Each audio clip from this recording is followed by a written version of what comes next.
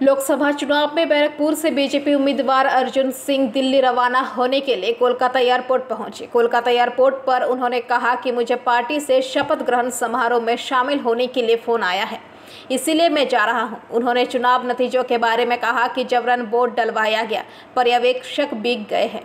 इसके अलावा कई मुद्दे हैं। पार्टी के कार्यकर्ताओं ने काफी काम किया होगा। बंगाल के लोगों ने स्पष्ट रूप से देखा कि मैं क्या कर पाया हूं और चुनाव आयोग की भूमिका क्या है। तो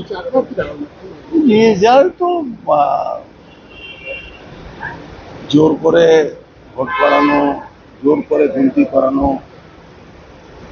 অবজারভার গুলো পয়সা নিয়ে বিক্রি হয়ে গেছে, এরকম অনেক রকম তথ্য আছে। বিজেপির অনেক নেতা, বর্ষীয়ান নেতা, অনেক সিনিয়র নেতা, তারা বলছেন যে দলের কোথাও কৌশলগত ভুল ছিল। আমি এটা বিশ্বাস করি না। দলের কর্মীরা যথেষ্টভাবে কাজ করেছে। যারাই এটা বলছেন আমার মনে হচ্ছে এটা পাবলিকলি না বলাই উচিত। নিজে আমি কি করতে পেরেছি বা ইলেকশন কমিশনের ভূমিকা নিয়ে অস্পষ্টভাবে সারা বাংলার মানুষ দেখেছে, সেটা নিয়ে না বলে দলের মধ্যে দলের কথা বলার। আজ উচ্চ নেতৃত্বের সঙ্গে কথা বলবে, সেটা সুযোগ পেলে নিশ্চয়ই আমাদের কথা। বলছে যে টেম্পোরারি শপথ গ্রহণ অনুষ্ঠান হচ্ছে, সরকার থাকবে, এই সরকার থাকবে, টেম্পোরারি অনিশ্চয়তায় ভরা সরকার। ভালো আছে, উনি ওয়েট করুন। উনি থাকবেন কি থাকবেন না, মোদিজি থাকবেন এটা নিশ্চয়ই। উনি থাকবেন কি না থাকবেন, উনি কবে ভিতরে যাবেন, এটা নিয়ে উনি চিন্তা করুন। আমাদের নিয়ে চিন্তা করতে হবে।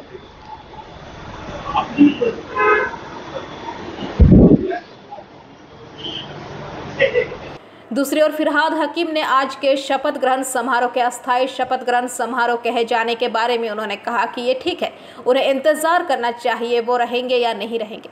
मोदी जी रहेंगे, इस बारे में सोचे कि वो कब अंदर जा रहा है, हमारी चिंता ना करें। শপথ অনুষ্ঠানে যাচ্ছি না, আমাদের এমপিদের সব রেজিস্ট্রেশন করতে হয়, তাদের 5 থেকে 9 পর্যন্ত ডেট আছে। আজকে লাস্ট ডেট, সানডে তো খোলা আছে পার্লামেন্ট, সে কারণে যাচ্ছি।